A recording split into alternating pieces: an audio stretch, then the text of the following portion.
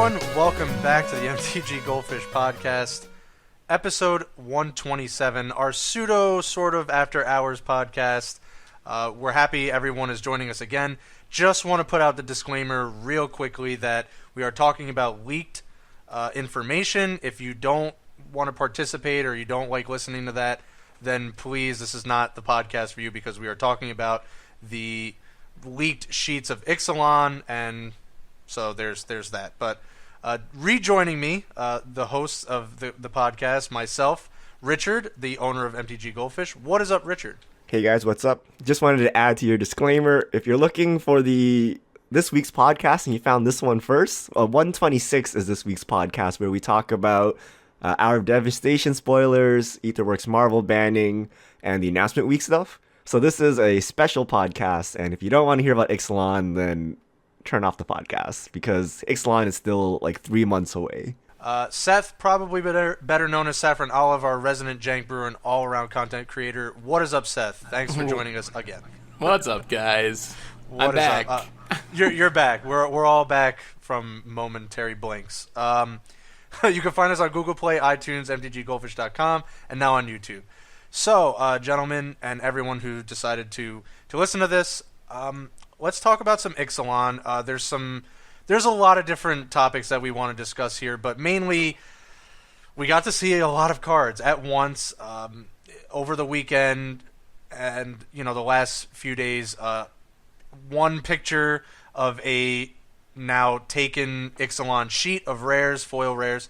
It's started from one picture of a few cards to the entire sheet. So we got to see a lot of different things. We're going to talk about them. Yeah, but the sheet is potato quality, so like you only make out like 30% of the cards.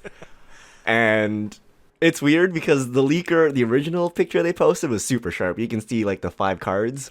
And then they decided to take a picture of the entire sheet, and you can barely make out anything. With people have been enhancing on Reddit and 4chan to kind of dig out some of the text, and we'll talk about some of the cards. But it's not every single card revealed. It's like some percentage, and a lot of them are guesses. Where is this a 2 or a 1, or is this a 20 or a 2? Like kind of those guesses at the blurry text we're trying to decipher. So do we want to just jump into the cards? Why don't we go over some of the overarching themes and Sure. stuff we can pick up from the set? Seth can do that, and then we'll dive into some of the cards that we think we can read. All right, so as far as the overall themes, we mentioned in the official weekly podcast, Pirates vs. Dinosaurs. We knew that from announcement day, so that's kind of the theme. But overall, it's actually a creature type matter set, or maybe a tribal set. There's merfolks and vampires. There's several creature type literally matter cards where you choose a creature type when the effect enters the battlefield, and then it does something to creatures of that type, or when you cast creatures of that type. So that seems to be the broad theme, is creature types matters, tribal theme, featuring a lot of pirates and dinosaurs. Mechanic-wise, we have the return of Raid, which was in Khan's block originally. There's a mechanic that does something when a creature takes damage. I thought it was called Tough, but then some people think it's called something else as well. But that's another mechanic. We have the return of Vehicles. We have Treasure Tokens, which are kind of like the gold tokens we had, or the Ethereum Cell tokens that Tezzeret makes. They're artifacts, non-creature tokens that you can sacrifice to add a mana of any color. And otherwise, some of the other big takeaways were Planeswalkers, which appear to be legendary, and no one really knows why yet. The return of the Check lands, or Buddy lands, the set from the core sets, Sun Petal Grove, Glacial Fortress, and Friends, and some really powerful hate card / removal spells, which is something we've been harping on for a long time for improving Standard, and it seems like Ixalan might be the set where that really comes back in full force. The pendulum swinging away from powerful threats back a little bit towards a good mixture of threats and answers. So those were the main themes that stuck out to me from the cards that we could decipher from the potato photos. All right. So what are your overall thoughts, I guess, on the leaks, on Ixalan, are we hyped for this set? We kind of know what it is now. Do you think it's a cool set, or do you think it's too weird? Like, why are vehicles back? Why do we have dinosaurs and pirates and stuff? What do you think of a tribal set, especially coming right after Tribal Commander 2017? I think this is just a culmination of everything that we've been talking about, so I'm actually really excited.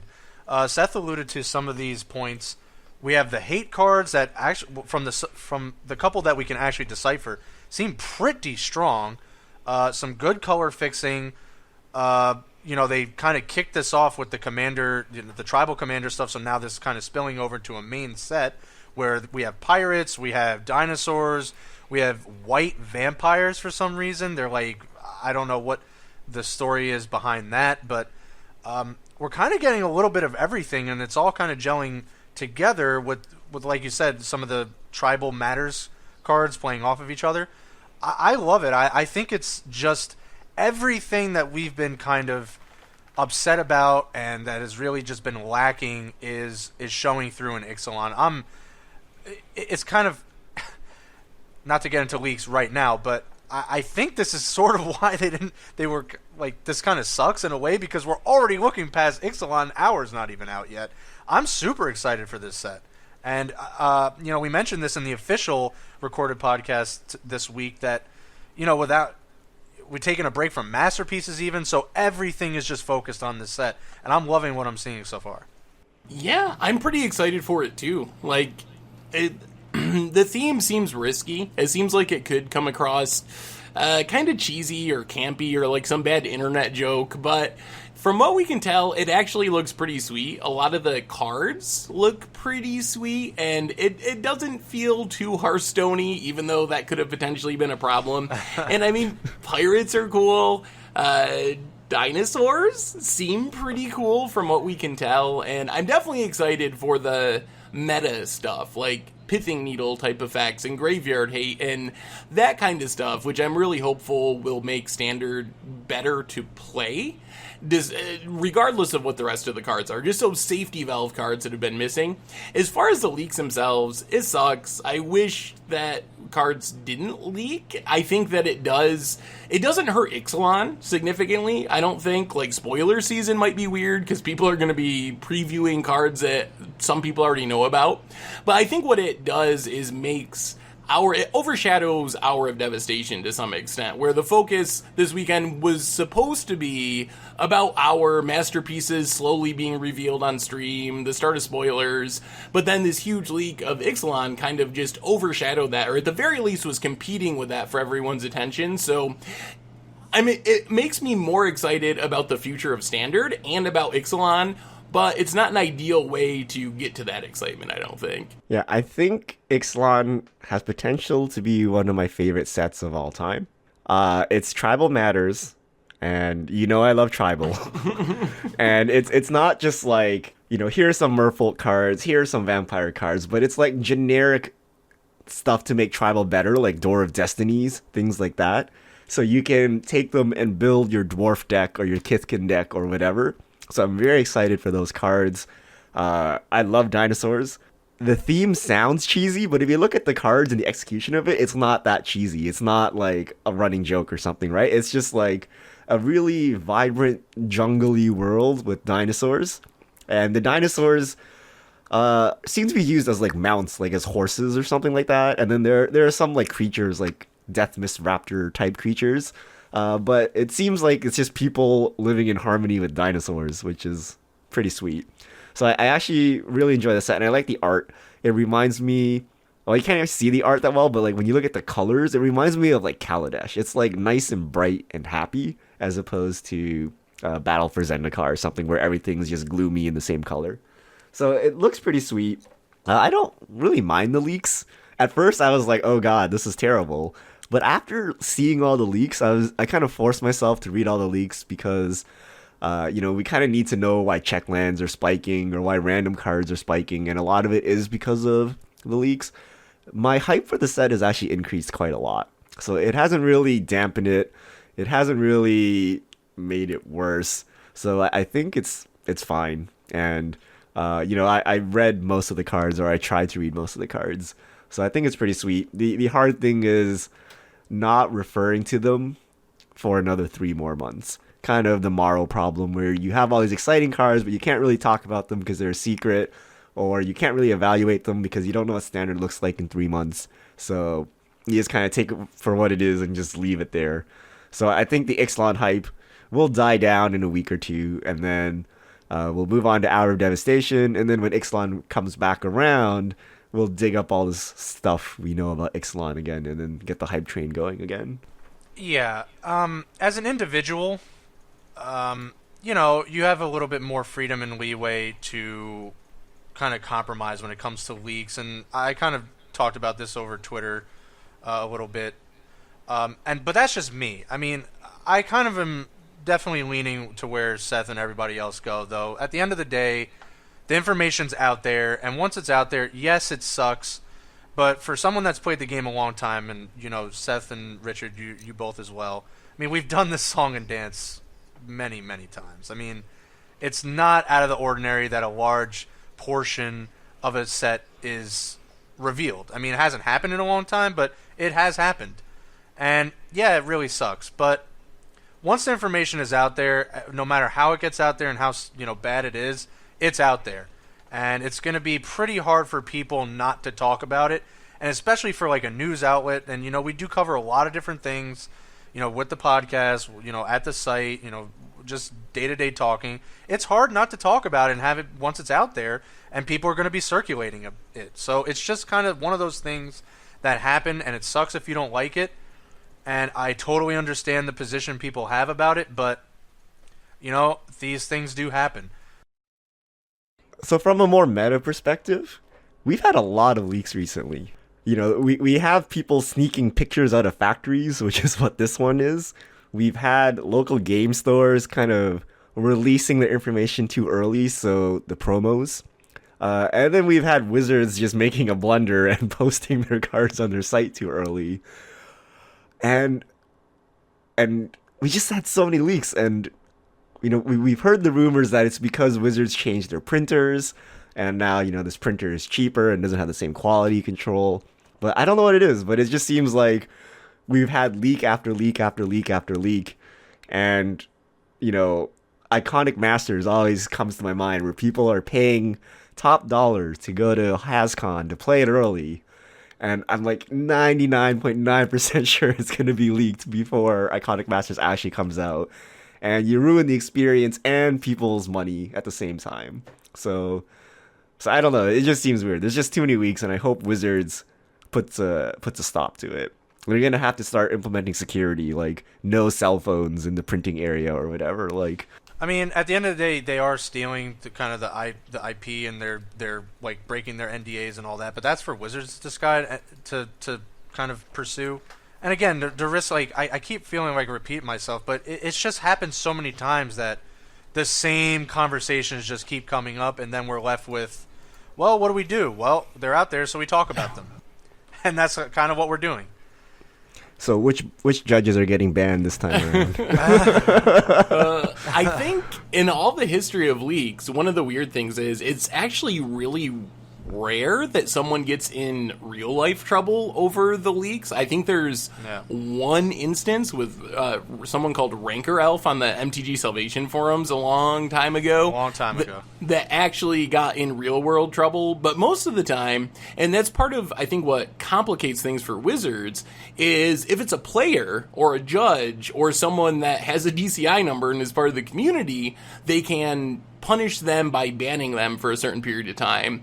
But if this is just someone that works at a factory that prints a whole bunch of different things, and one of those things is Magic cards, and doesn't play tournament Magic or anything, there's not a whole lot Wizards can do if they're not willing to go through the lengthy and probably burdensome legal process, and they haven't shown that they really are interested in doing that in most cases. So you would punish them by taking your business elsewhere, right? If this publisher cannot publish without leaks, you can pursue legal action, which is actually really expensive, takes a long time.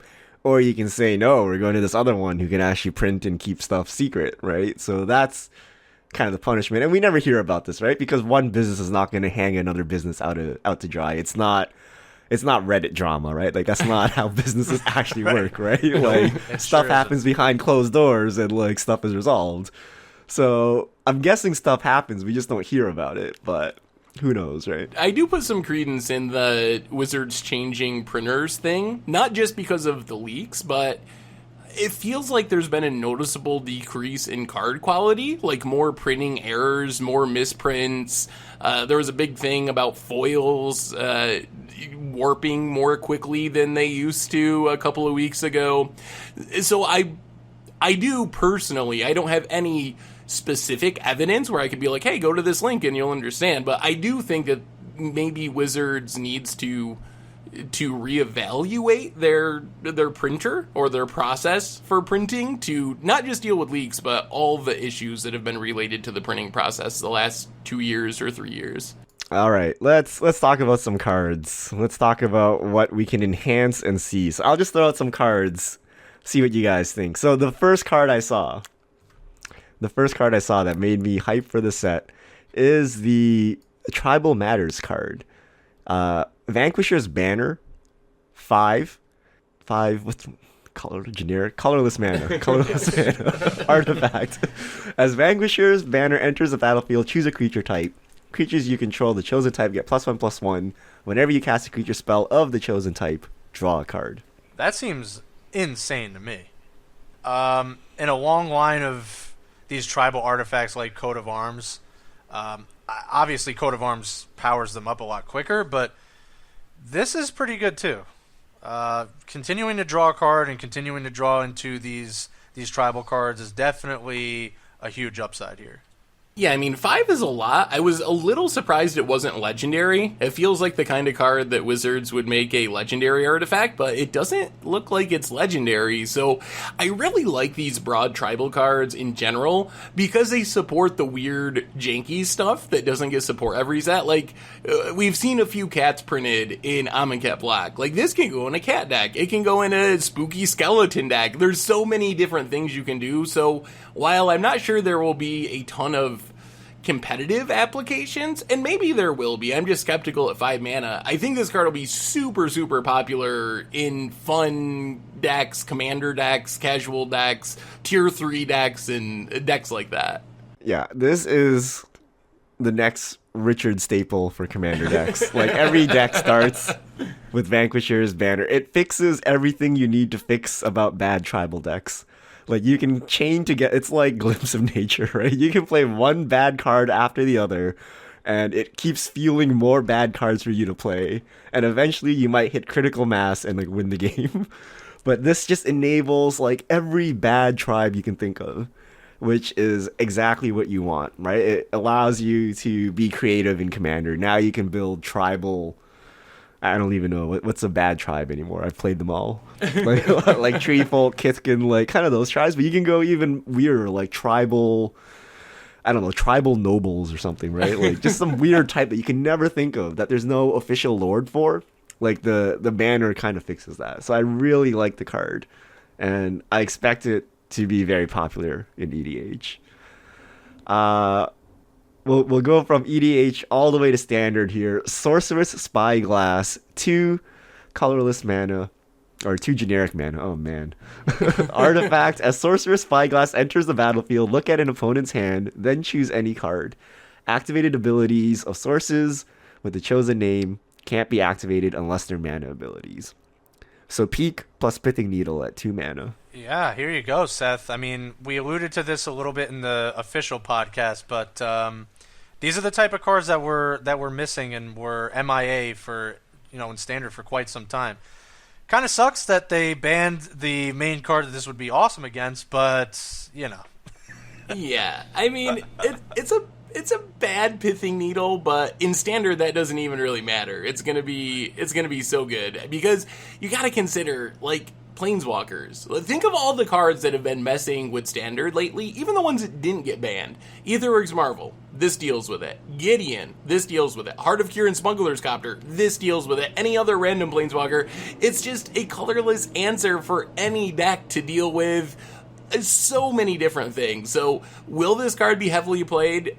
It'll depend on what the format looks like, but it's the kind of card you just want sitting around for when Smuggler's Copter's too good, or when Gideon's too good, or when Marvel's too good. So I'm super excited to have it back, and I hope that it's just like evergreen. Like, Standard is better when we have this type of effect in the format, and hopefully we never have to play it, but just having it there as a safety net is so important, and I'm super excited. Like, it shows me that Wizards was serious when they said, we're going to swing the pendulum back. We realized we went too far, cutting answers, focusing on threats, and seeing Sorcerer's Spyglass this is a card where I was kind of like, oh, like, they're serious about this. This isn't some, like, lukewarm Watchers of the Dead graveyard hate spell. This is, like, a legit card, and they're actually doing it. So this card gives me hope for Standard moving forward. It might sound like I'm overly excited about it, but I think this is really a huge deal for Standard. I think this might be too good. Like, it might shut down, like, it's like Thoughtseize, or it's just like 2 mana removal for anything. Because you can see their hand, you can guarantee that it doesn't miss. It's like very hard to miss, right? Like, it has to be a deck that's not playing Planeswalkers, that's not playing creatures with activated abilities, which good creatures usually have, or say vehicles or whatnot.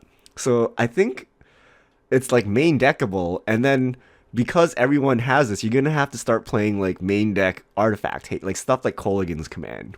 You know, not all in like a Shatter, but stuff that like incidentally hates artifacts just to get rid of these, because it just shuts down everything.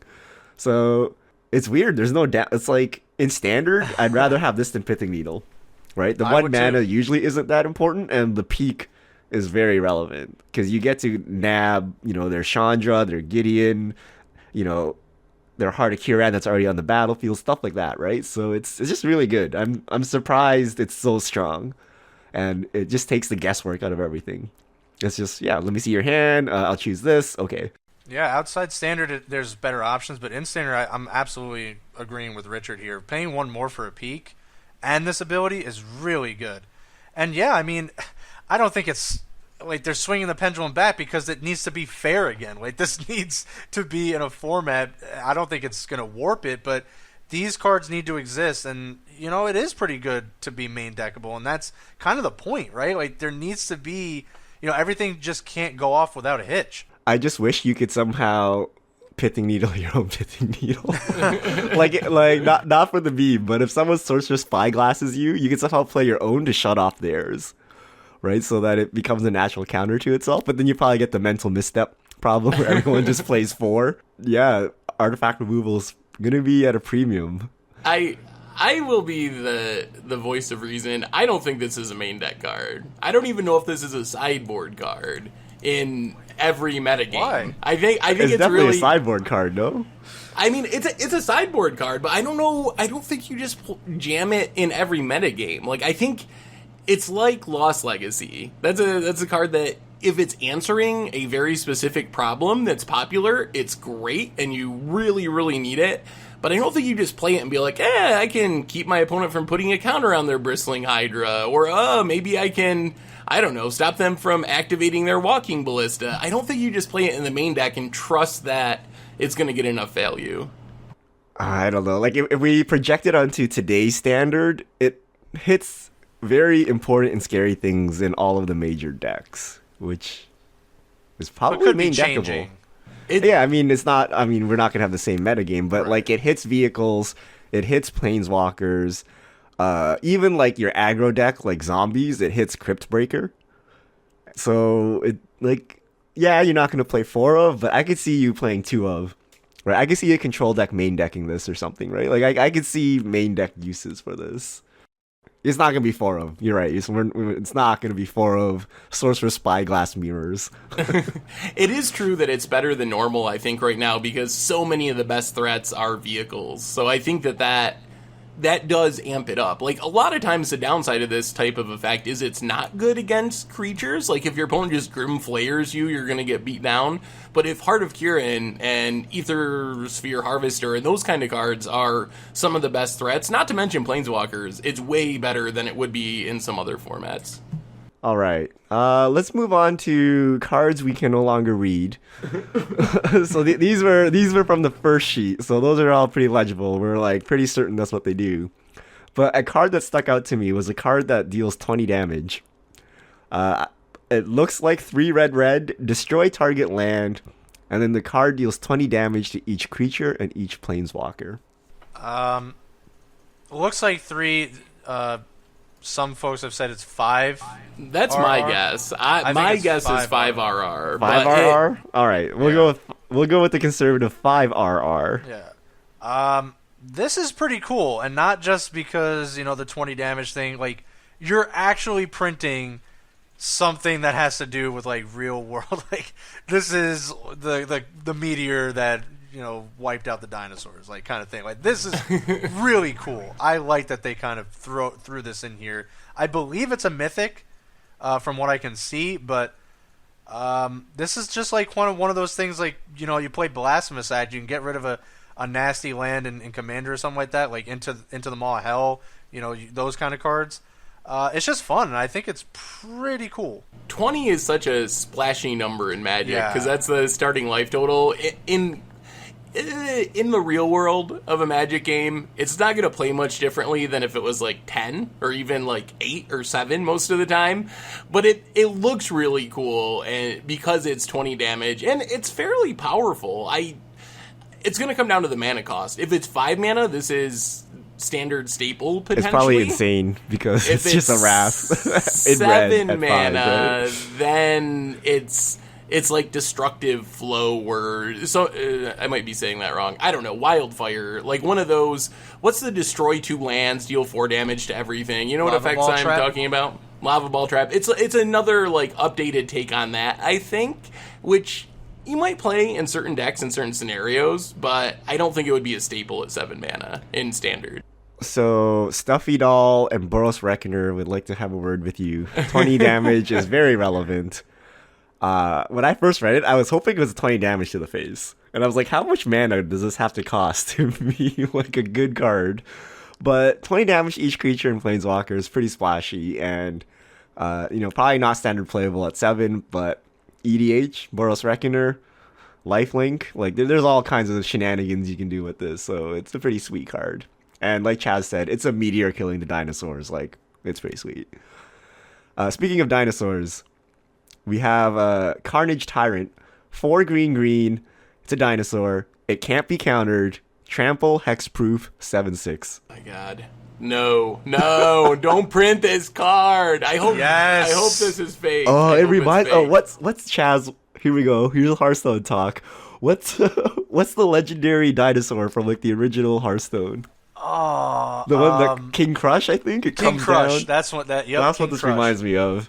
Oh, it did actually. It did.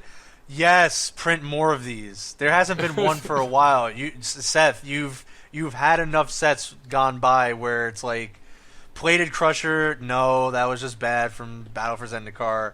Surrak Dragonclaw. That was like multicolor and from cons. It's time for a nice, gigantic green creature that just, is every blue mage's worst nightmare. It's mythic, by the way. Yeah.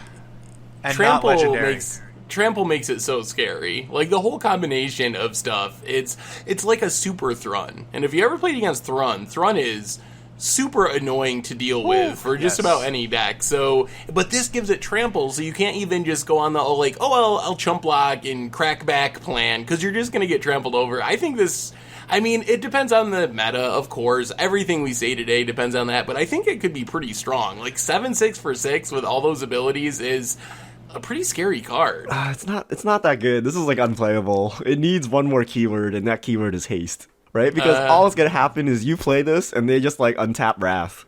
And unlike Thrun, there's no chance of regeneration, even if they're not using Wrath of God, right? Like you really need the haste. And then it's literally King Crush, and it's literally super scary for any blue mage sitting across from this, right? King Crush, was...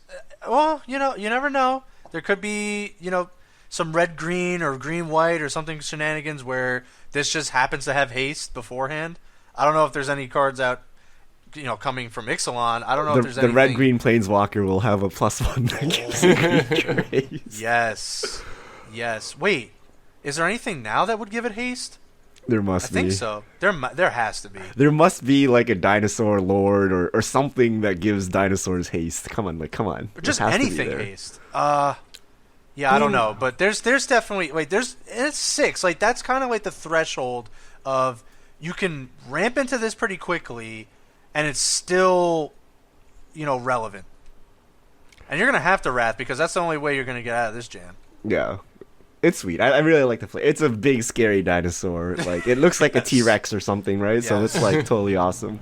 It has Rex proof. Oh god. Oh, this is why you don't do 2 podcasts in a row. Yes. All right. Here's a very interesting card. 1 green. It's a 3/1. So a 3/1/1 drop. When it enters the battlefield, each opponent may search for a basic land and put it into play tapped. So rampant growth. Is this good? It's the green path to exile. Yeah. I think it's got to be horrible. Maybe if there's some meta where no one's playing basic lands, then it's like a wild Nikadal, which is pretty sweet. But rampant growth in your opponent that's a big drawback. Yeah, and they get access like kind of first. I don't. Yeah, it's really like the 1 power is not worth giving your opponent an extra land because with that extra land they can deal with your extra 1 power, and it's still like a 3/1. It still trades with like a mana dork, so it's interesting design, but it's not good enough. The other thing is, Fatal Push. That's brutal. That is so brutal. All right, we have a legendary vampire cleric.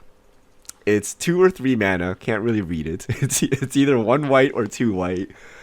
And when a non-token vampire you control attacks, put a 1/1 white vampire token into play. So white vampires. Yeah, that was really interesting to me that they kind of went this direction. Although they just, I guess, flavor failed for Richard with the white zombie thing. So I don't know how you feel about this one, Richard, but I kind of liked it. It was like really cool. And maybe it's just because they look really cool. I can't tell too much, but it looks cool from the blurriness. I guess. Got some good blur. Got some good blur there, but yeah, this is all right. You get 1 no matter what, so that kind of stinks. The big thing is white vampires, and also the creature we were just talking about it's a different one. But there's mono green merfolk as well, so. We don't know what's going on, but something unique is going on Ixalan with this color shifting thing. So I'm really curious what that means from a bigger perspective. Like, you don't just make white vampires and green merfolk just because. It's got to somehow play into the set and the flavor and what's happening. So it makes me excited for the set to like figure out that mystery of why there's green merfolk and white vampires. Well, Kiora was Simic. Blue-green. Yeah, but we've seen that before. That wasn't out of the ordinary. Yeah, but she has some green in her, so green merfolk. Right, yeah. Soren's white vampire. Maybe Soren's hiding out in in the second set of Richard. Ixalan, waiting. Nice, I like that. All right. Speaking of King Crush, here's our real King Crush, legendary dinosaur avatar. Actually, That is something with a G. Sun's avatar. 5. It looks like a 5. It's either a 5 or a 3, and then red, green, white. So either 8 converted mana cost or 6 converted mana cost. Probably 8. Trample, vigilance, haste. When it deals combat damage to a player, reveal that many cards from the top of your library. Put any number of dinosaur cards into play. 7/6. Wait, you think it's into play or into your hand? Oh, into hand? Is it into hand? I looks can't tell. So the translation is the battlefield. That's Wait. what. I'm looking That's at what the I'm blurry seeing. picture. Put any number of cards onto the battlefield. Yeah, it's Yeah, the definitely onto the battlefield. battlefield. So into play. Okay. Well, I mean, Wow. It's got to be 8 then, right? there's It's no six. way it's It's 6. ridiculous. Yeah. It's definitely 8. This is like the first legendary dinosaur, right? Well, Yep. that we're seeing so far. I think Wow, so. what a way to kick off Dinosaur Tribal. That is, that's intense. It's the Dino Commander. Like, I'm pretty sure that's the main purpose. Even though it's really powerful, I doubt you're going to be able to make a deck in Standard where you cast this and have enough huge dinosaurs where the ability is actually sweet without just, like, dying to mono red or something that's a little faster. But it's a great commander. Okay, what if there's a dinosaur that has haste, and when it attacks, you can untap for a different combat step or something, and then you can kind of go infinite with this by putting more into play and getting extra combats. And therefore, your standard deck is a ramp deck that's a combo deck. That would be sweet. That would be sweet. Probably not, because we have all the cards. And, no one has seen any cards like that, unless it's common or uncommon. But if there's only a dinosaur that comes into play and gives you an extra combat step, this would be so sweet.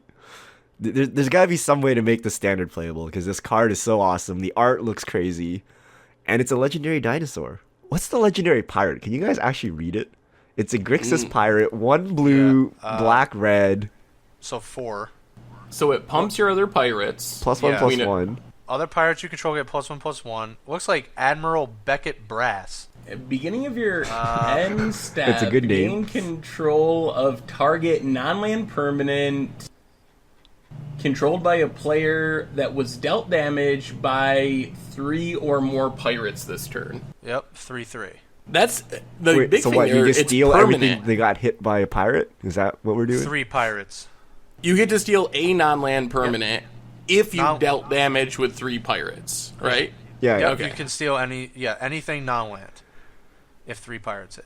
And it's not till end of turn. That's permanent. You You get get it. That that is forever. so cool. That is so That is flavorful. awesome. You just send like- in your pirates and then you steal stuff.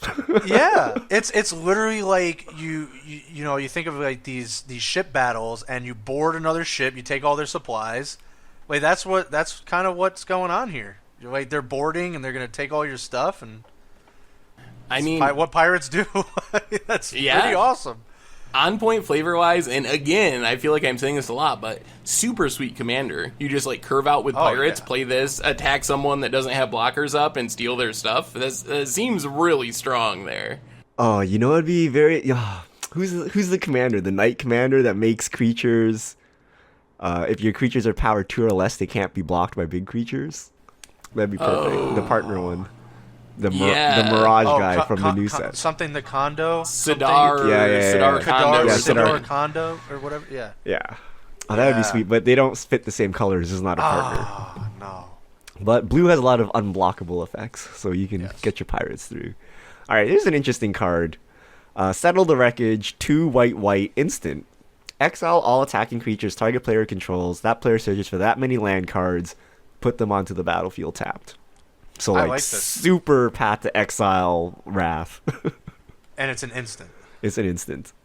I like that. I really think this like card's horrible. Horrible? What? It's a 4 mana instant Wrath.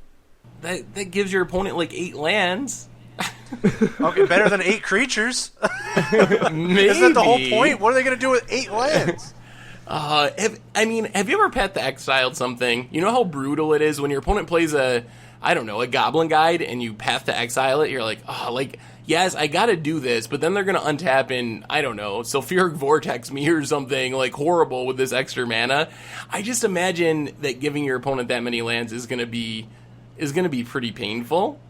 And you can't control it. If you could choose any number of attacking creatures or something, I might be more on board, because then you could... But you have to do them all. So your opponent attacks with a bunch of meaningless creatures, and there's one you really want to kill. They get a land for each of them.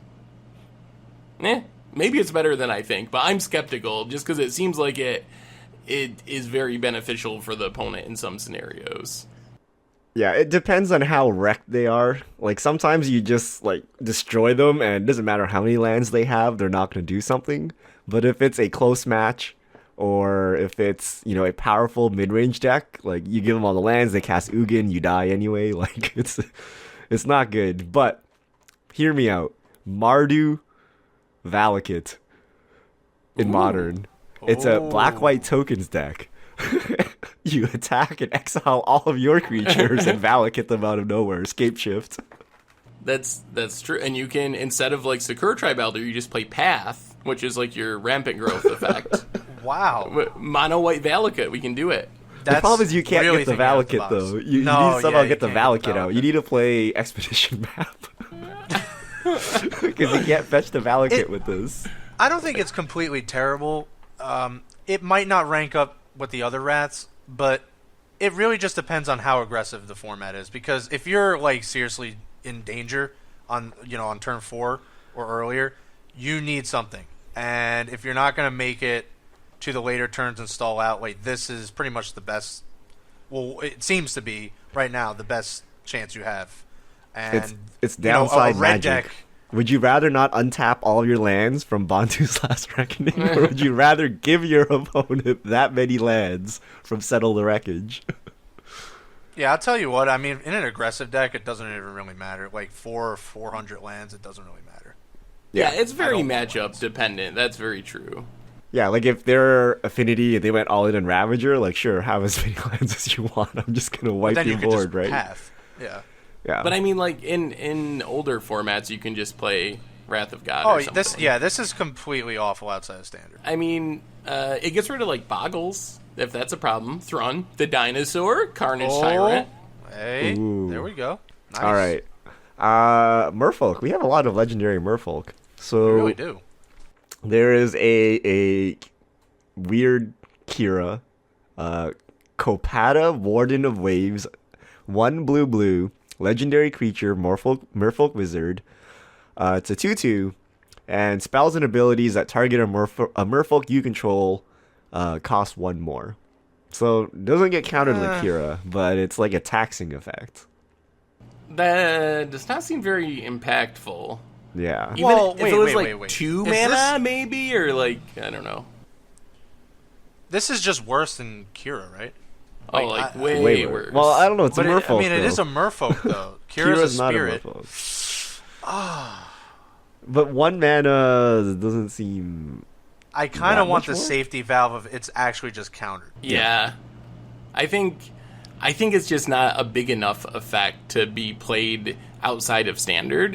In standard, if there's Merfolk Tribal, it's a Merfolk, so you probably play it because of that. But If it was a 2 mana 2/2, or if it had a Lord ability, like a +1/+1 for all your Merfolk, I think it would be Yeah. playable in Legacy and Modern. Absolutely. Or at least you would think about it. But as a 3 mana Merfolk, I don't think its ability is impactful enough. the other thing is like, what are you going to cut from your Merfolk deck that to play this? This would literally just be this or Kira. So I don't think Kira gets knocked out here. Because Kira also has flying, so it does have evasion. This will have Island Walk, which, they'll all have Island Walk, but But I you don't can know. reveal it to Silver Gill Adept. You can. You can't reveal Kira. But This yeah, is I don't really think a it's tough good one. enough. So there's also I another legendary Merfolk. It's Simic. We don't know anything else because half of the card is cut off, but its power and toughness is equal to hand size, and it seems like you have no maximum hand size, and it's Simic. So you can have a Simic commander deck now. No, I you think could always it do also doesn't it also say when it enters the battlefield, draw a card for each creature you control. Oh, it does. that. Yes. You had Prime Speaker Zagana. Yeah, that's what it reminds me of. Is like a Prime Speaker Zagana, but it rewards you for going wide instead of going tall with one big creature. But it's almost impossible to evaluate because if it's 2 mana, it's probably awesome. If it's 6 mana, it's probably good for commander. This is a crazy commander card. Because basically, when we always play the game, like, what card that's not a commander that you want to be a commander? And we're like, Divination. Like, this is literally it, right? Like, you could just play it and, like, refill your hand, like, out of the command zone. I'm expecting that it's going to be 6+ mana. What's your prediction? Predict the mana cost based on power and toughness equal to number of cards in hand, no maximum hand size, draw a card for each creature when it enters. 6. That's about where I am too. I think that's the minimum. Six or 7, because I think Prime Speaker Zagana is 6. Does Yeah. similar stuff. Maybe this is 7 even. I want to say 5. Ooh. 6 is like bad. You're not gonna play it. 4 is probably As too a good. commander, sure you would. Well, I mean, as a commander, you can play anything. Right. But I mean, like, this has to be like somewhat standard playable, right? No, it doesn't. Yes, it does. Not everything is meant for standard At 6 or anything else. I don't know. I don't think it makes a difference in commander at 6 or like 7 or something. Didn't Prime Speaker? Now it might have been like super fringe. Get played as like a one of. I vaguely remember some ramp that decks happening. played it, but it was not very common. I vaguely remember that though. Yeah, you draw a bunch of cards with like I'm your sticking thread with tusk. 6. Yeah, I'm gonna go with 6 as Sticking well. with 6. All right. Any other cards you guys want to call out in particular? I think those are all the interesting cards I found. I mean, the one that we haven't talked about, which I think is the most interesting of the entire leak, is Hostage Taker. So Hostage Taker enters the battlefield. You can exile target artifact or creature until it leaves the battlefield, and you can cast that card with paying mana of any color as long as it remains exiled. The thing with this one is it's missing the word may, so you have to exile something if there's a legal target, and it's missing the word other, so it would have to target itself on an empty board, or you could choose to target itself even on a full board, which would theoretically give you infinite enters and leaves the battlefield triggers, and on an empty board would theoretically draw the game because you couldn't break the loop. So what is this? Rule change? Are we missing something? Is this the next Felidar Guardian where Wizards just somehow didn't realize this was missing some important words to keep it from being a one-card combo? Hey, maybe the leaker was just trying to do a favor. Maybe they could just change this beforehand. What do you guys think? Do you have any... I can't believe they would intentionally print this card with that wording. I can't believe, unless there's a rule change, that wording like can't exist on a 4-mana Magic card. It must be a rules change. Like, it's There must be a rules so change, obviously yeah. broken. But then so was Felidar Guardian, so I don't know. It's still kind of blurry, but it does seem like that's the wording, and it's missing key words there. I don't know how long they have until... I mean, there's still, I guess, time, right, to change this? If they're printing Maybe if it it's already, all locked then in. Yeah, if they're no, printing right? it, probably not. I mean, it might have to be like Marth. Do you remember when they forgot a word on Marth in the Commander deck and they just errated it before it was even legal? Yeah, Mareth. Or Marith, whatever, yeah. Mareth, yeah. Yeah, you're right. You're right. So it might have to be like that? That might have to happen. What would the rule change be? That's what's been bothering me. Like, Literally just has to say other. It's optional. well, that's optional. a word change. That's not a rule You can optionally change. target. Sorry, 'cause all if you- triggers are optional. So like even if it doesn't say may, they are mays. Wait, that doesn't make any sense because you can just choose. Yeah. That doesn't work. You can it's still you can choose. You can still choose to do it and infinitely loop, so that doesn't stop it. Yeah, because I couldn't come up with a reasonable rule change that would actually make changing the rule an option, unless you're going to be like somehow we don't allow infinite loops. If you loop more than 2 times, like you can't do that or something. That doesn't even make sense to me either, though. So I don't really know what rule could be changing to make this legit. They're going to be changing the hostage taker rule rather than break their game. Where they'll literally just, I guess it'll just be a rules update that hostage taker can't target itself. Wizards. If that's what it is, I'm so disappointed. That's so obvious. That's more obvious than Felidar Guardian. It could be a typo. That is pretty obvious. It could be like they knew about it, but then when they sent the card out, That's true. It was like this missing could be like a an word. old sheet.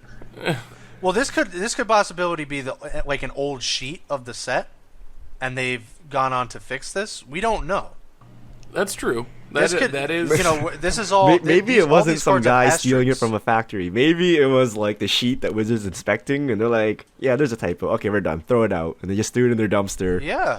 And some It guy could've just been pulled it out of their dumpster. No, you're absolutely right. So I mean, all these cards, and this is like I guess the whole thing with leaks is all these cards really have an asterisk on it because they could be different by the time we actually are previewed to them officially. Yeah, that'll be an interesting It spoiler will. season thing as we wait to see what the actual text on Hostage Taker is. One last thing we didn't talk about were the Planeswalkers. So we get a Boros Planeswalker.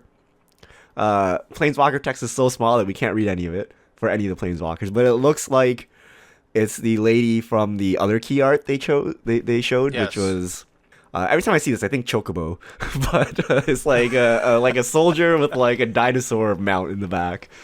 So that's a Boros one, a Golgari one, which we assume is Pirate Vraska, and then a mono blue Jace, which we don't know anything else beyond because we can't read anything.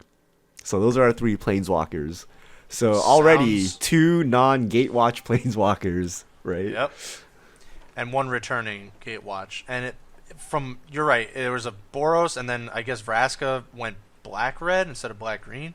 Wait, Is not, it? Is it black? I think that was it's black green. I thought it was black green. It looked black-red, but I could be wrong. Yeah, it's so hard to tell. I mean, for me, the big thing to talk about is why are these Planeswalkers legendary? They But see, all I don't- have legendary in their type line. How can we even make that out? Because I don't understand. There's a big blob of text before, like there's a keyword in front, and it looks like legendary. I mean, even if we say we don't know it's legendary, something is there. Legendary Yeah. seems like the most likely thing. Yeah, and no other Planeswalker has ever had anything except Planeswalker there. So something is certainly there. Sure. My guess is legendary. It looks like legendary, but you can't say 100%. I don't know. It's I don't really know. hard to tell. The keyword there's is definitely bolus. something there. This is how you there get is other something bolus there. walkers. Maybe. It could be a lot of different things, but maybe that's the rule change. Like that, maybe something huge is happening with Planeswalkers. I mean, we've already seen some some optimistic folks out there trying to buy up stuff relating to legendary stuff coming into play, like Reki. I don't know. It literally could be anything. So here's my guess. My guess is they're removing the Planeswalker uniqueness rule. And now you can literally build a Nissa standard deck where you can put like 3 Nissas into play and they all exist and do their thing. That's my guess. And you can still like legendary rule yourself for the same version of that Planeswalker. But now you can have Liliana of the Veil and Liliana of the Last Hope on the battlefield. that would be crazy. That's the only reasonable explanation. Although, how does that work from a story perspective? I have no It still idea. doesn't. But It it doesn't. doesn't work anyway when your opponent has a Liliana of the Veil and you have a Liliana of the Veil. So maybe they're just removing it. They're just like, whatever, this will exist. But remove the Planeswalker uniqueness rule. And just Sure. legendary. Couldn't you have it play the same though? That because it says like Planeswalker Jace or Planeswalker Nissa. Couldn't that for Planeswalkers? Couldn't that be the legendary rule? Wouldn't that be the same? But the legendary rule is based on name. Right? It's not based on creature type. Or type. No. So, I mean, you can combine the Planeswalker uniqueness rule into the legendary rule, I guess, if you want to keep the same behavior. But then Yeah. that doesn't simplify anything, right? Like It doesn't. makes it more confusing. Maybe, I mean, was it on each of the Planeswalkers, or we're just seeing that Jace? Because I believe it was the Jace, right? They all have that All of them. text. We can't read for sure what yeah, that that's word interesting. says on all of them, but they do all have the same, or looks to be the same word in front of Planeswalker. Yeah, I don't know. So, I think it's Yeah. time. You're going to have, like, literally a pure Nissa standard deck where you can play all Nissas and they all exist at the same time. That would be the simplest. Because today, the Planeswalker rule is just so weird, right? Like, it's I don't know if that it's an exception. would be good or Like, not. I think they can just get rid of it. I don't know. I don't know if I want us to have multiples of the same Planeswalker. Now you can on have all the battlefield. Gideons at the same time. It would make Planeswalkers more playable, but Planeswalkers are already like the most Pretty playable good. card type in Modern Magic, so Yeah. We'll have to see. I mean that's for me. Hostage Taker and what's happening with Planeswalkers. Those are the 2 big things I'm looking out for as we 2 months from now get to Ixalan spoiler season. I really love it overall. I think it's really just a culmination of, and I said this earlier in the podcast, of everything we've been talking about and harping on and having issues with, and it seems to be Ixalan is kickstarting all of it. Yeah, I'm super excited. Me too. So that's always the upside of this stuff coming out way ahead of time. All right. Anything out the door? No fish mail this time, so we'll add some more time next go around for fish mail. But anything out the door? Back to our regularly scheduled Hour of Devastation spoilers next week. Yes. All right, folks. Thanks for joining in. Hope you liked this kind of additional podcast that we recorded about Ixalan. For those of you that appreciate it, and yeah, we hope to talk about this more officially here soon. So thanks everyone for joining in. This is going to be the MTG Goldfish crew signing out. We will see you all next time.